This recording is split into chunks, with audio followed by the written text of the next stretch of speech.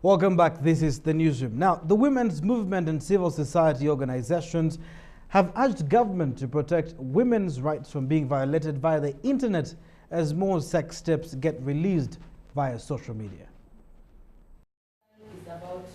The women groups raised their concern on the increasing cases of internet violence against women at a press conference held in Zambia, saying the sex tapes have violated a number of women's rights, including their right to privacy, protection of personal and sensitive information, plus the right to bodily integrity. These have continued to endanger the lives of the victims, who do not only experience harsh judgment from the general public, but also suffer loss of dignity and often are targeted for sexual harassment from members of the general public.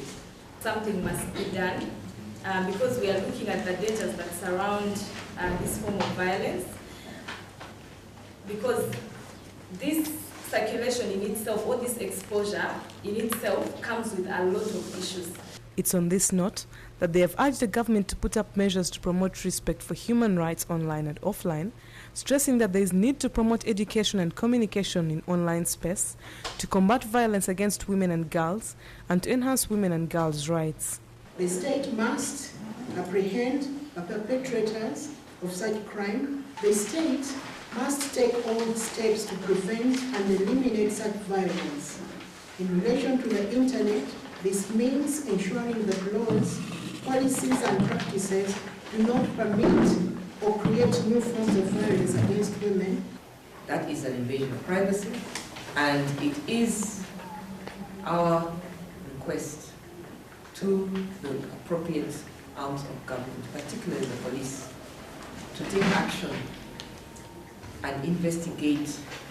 Irene Ovonji Odida says the videos affect the women featured by turning them into an object that has no respect, and urged the media to focus on the perpetrators who upload the videos.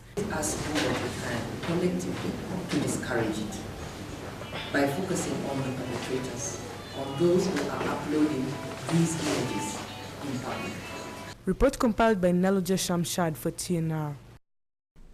Now, the Ministry of Health, in partnership with Airtel Uganda, has launched a 3-month campaign dubbed United Against Ebola. The campaign is aimed at mobilizing support for Ebola victims. To date, thousands of Africans remain under the threat of the virus with no absolute solution.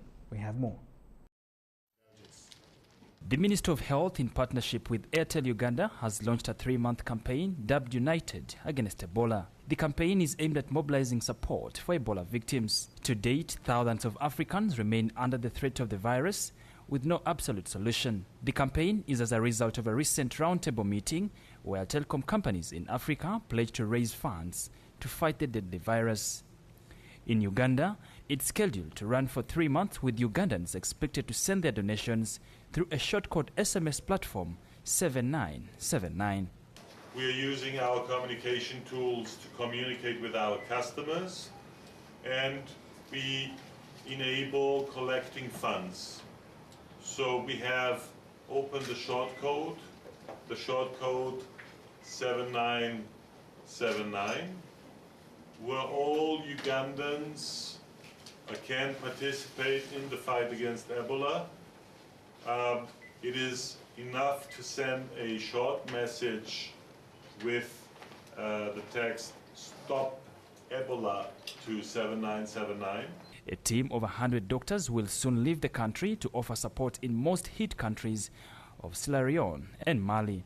And the response which Uganda is contributing to consists of different mechanisms. One of them is by sending our professional health workers, the doctors, the nurses, laboratory workers. But in addition to that, we have also been able to send people who work on the accounts department, because in responding to Ebola, you need a team approach, people who can be able to rally logistics together. Ebola has claimed over 8,000 lives across West Africa since it was reported in Guinea in March 2014. According to the World Health Organization, this was the largest outbreak ever on the continent, affecting 4 countries of Guinea, Liberia, Sierra Leone and Mali. A coalition of civil society organizations has today harshly criticized the controversial plan by the government to export almost 300 professional workers to the tiny oil-rich Caribbean nation of Trinidad and Tobago. Now, the plan being challenged in the High Court would result in Uganda suffering from a critical health workers shortage, according to the World Health Organization.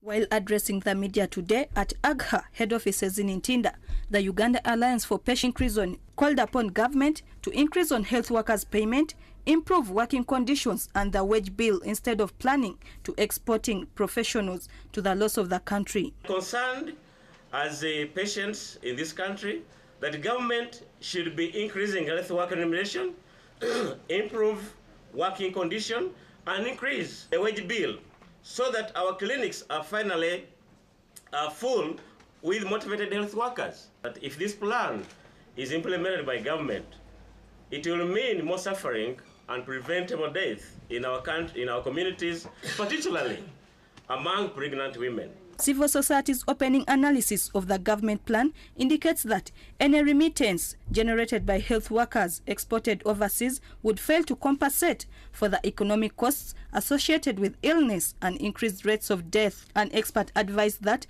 export of health workers should only be considered if a country has a surplus. We have seen our economy grow to 68.4 trillion Uganda shillings GDP. So that is a sign that our economy is doing well.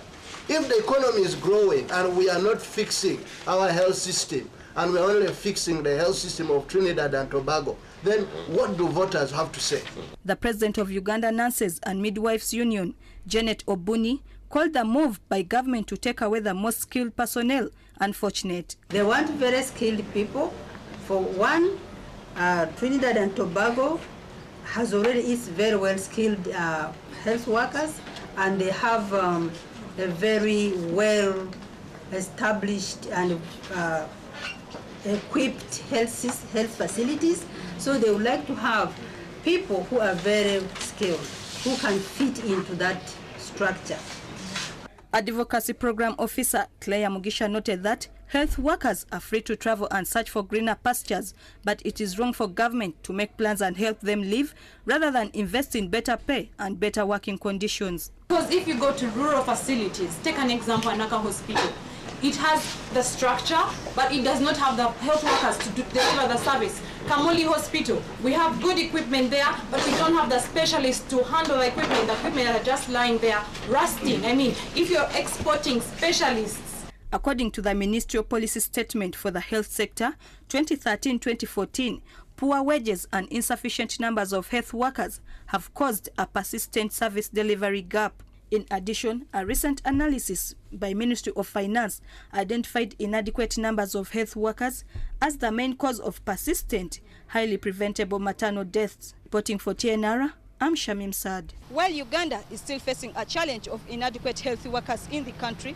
the government is planning to take 300 healthy workers to Trinidad and Tobago, which the civil society strongly condemns. Reporting for TNR, I'm Shamim Saad.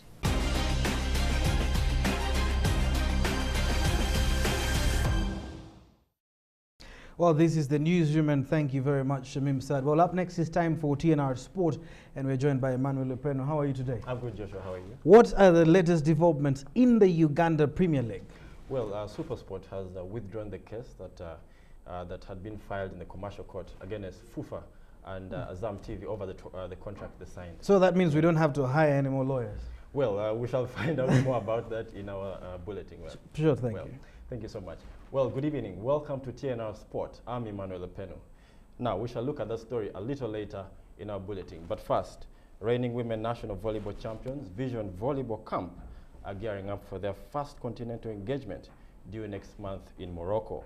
The Nambole-based side has lined up a series of build-up games to prepare their mental and physical strength ahead of the Women's Africa Volleyball Championships later next month, where we have a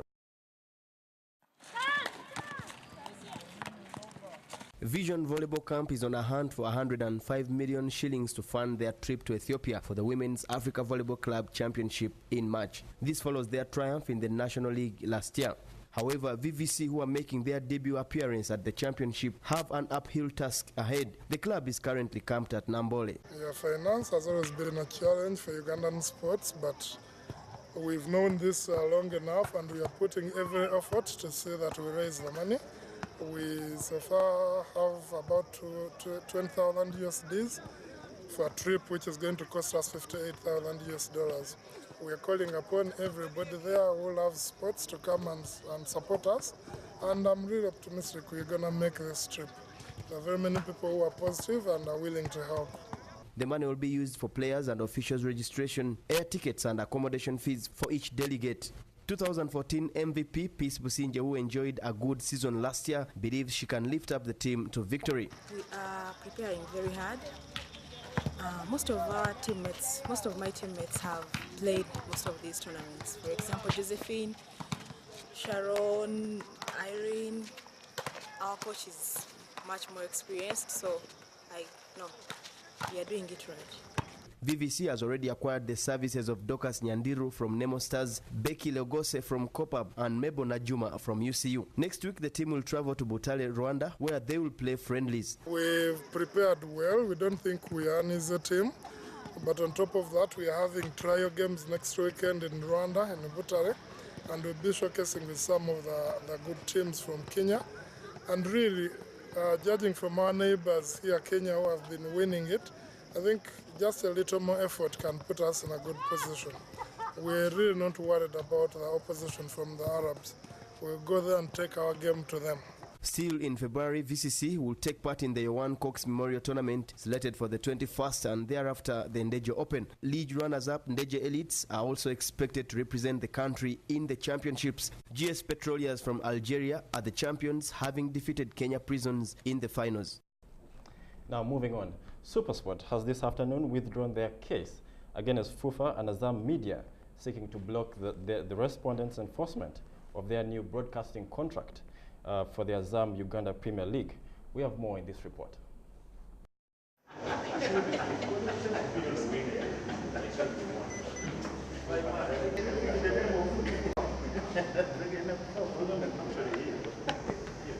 When they couldn't move, they gave them time to respond. When they failed to respond, they came and withdrew their application. SuperSport withdraw their application, but with the cause. So Azam TV has been given a cause for that withdrawn application because SuperSport seemed to have dragged Azam to court without any justification, they were not prepared, and so that is why they were allowed to withdraw, but they have to pay a cost to Azam. As it stands now, there is nothing stopping the league from going on. The league will go on. Nothing absolutely stop. The league is going to go on, and Azam is preparing and is ready to telecast the games. Well, I believe this move is good for our football because, I mean, chaos and all that is not really good enough. Well, don't forget that tonight the Nations Cup continues with Ghana taking on the host, Equatorial Guinea, in the last semi-final of this tournament. Well, Ghana is looking at recording their fourth successive AFCON win for the first time since 2008. Well, the match kicks off at 10 p.m. so you can be ready with your TV sets for the game. Well, I'm Emmanuel Peno. Have a lovely night. Back to Joshua. Well, thank you very much, Emmanuel, for that insight into the sports world. But up next is Business as Usual. Crazy Daniel Omar.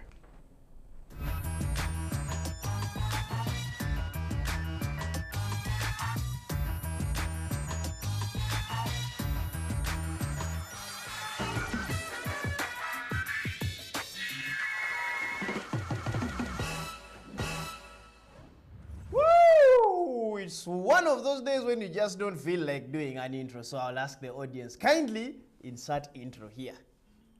I'm Daniel O'Mara, welcome to Business Unusual, and here is what's in the news tonight. Okay, so as any self-respecting human being with a viable internet connection has probably heard by now, Robert Mugabe, President of Zimbabwe and President of Africa, considering he's now the AU chairman, has fallen. Not from power, but still as president. He fell somewhere on the internet, that's all we know. I mean, it's cruel, but it's the truth. And he tripped and landed on a red carpet. Very eventful, considering the color of the carpet. Now, what does this mean for him as president? I mean, he's still planning to stand for the next election in Zimbabwe. So does this mean he's no longer an upstanding citizen? Will he be able to stand for what he believes in, namely the freedom of Zimbabwe from the oppression of the Western powers? Maybe he just couldn't stand the carpet. I mean, think about it. He's 90 years old. These carpets may not be of his generation. Have you considered that? Maybe he didn't even fall at all. You know how Western media has demonized the guy. Maybe it's just the Western media making him look bad. Like in this incident where the Western media claimed he was sleeping. Yet the man was just looking at the roof with his eyes closed to see what it looks like at night or when the lights are off. Omar. What? I was not sleeping. I was meditating. Just like Mugabe did not fall. For all we know, this could be a new dance stroke. Because how do you fall on a carpet as if you're Beyonce? Or as if you're Arsene Wenger? Everybody falls at some point. You have to understand these things happen. But presidents don't just fall fwa. They always have a purpose. There's a reason for falling. Ask our guy, our very own, best president in Africa. You know why? Ask me why. Why? Because Museveni does not fall. Other people fall on his behalf. And the day our president, dear Museveni, does fall down, it means the ground came up and hit him in the face, not the other way around. Some people just don't fall like that. Or it's a freshly rekindled flame. I mean, Valentine's is near. Maybe after 29 years of being in an abusive marriage, he has finally learned to love his country. I don't know. There's a whole bunch of reasons that could be there for falling. Don't let me fall. Don't let me fall. They say what goes up must come down, but don't let me fall. The moral of the story is basically, don't make fun of people who fall down. Why? Because it's just mean. And imagine you joke about a dude and then he comes back later and realizes you're one of the people who made fun of him. Okay, mate, make sciences compulsory for just your family.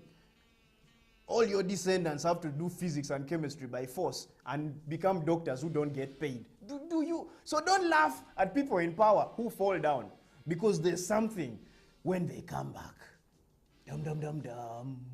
Okay, but seriously though, this incident says a lot about humanity in this current age. I mean, what have we become?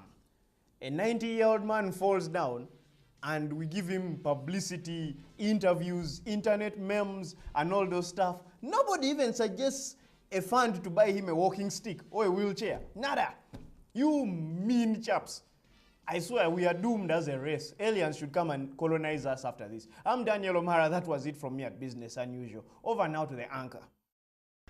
Well, thank you very much, Daniel O'Mara, for your crazy ideas. You're advising us not to laugh at all people who fall, but you're the first. So I believe sciences should be made compulsory for your family and your entire generation. Well, up next is tomorrow's weather focus. Let's just make sure we don't carry umbrellas for no good reason.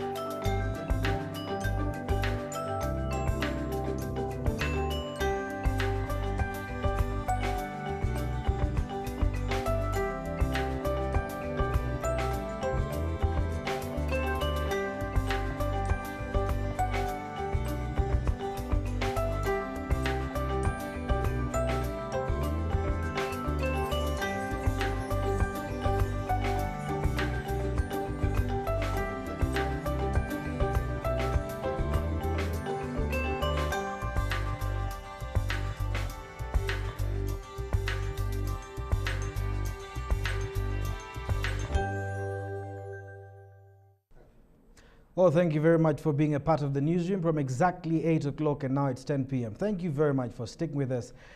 This is Urban TV. We never say good night. It starts here.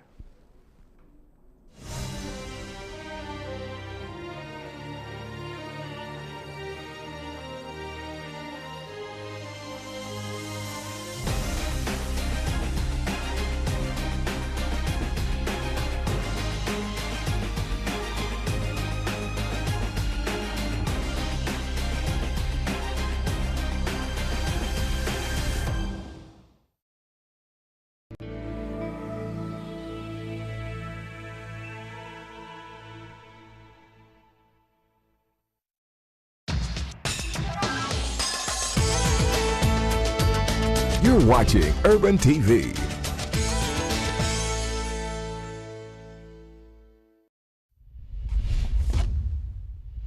Oh, the Simimi Show! All I do is win, no matter what.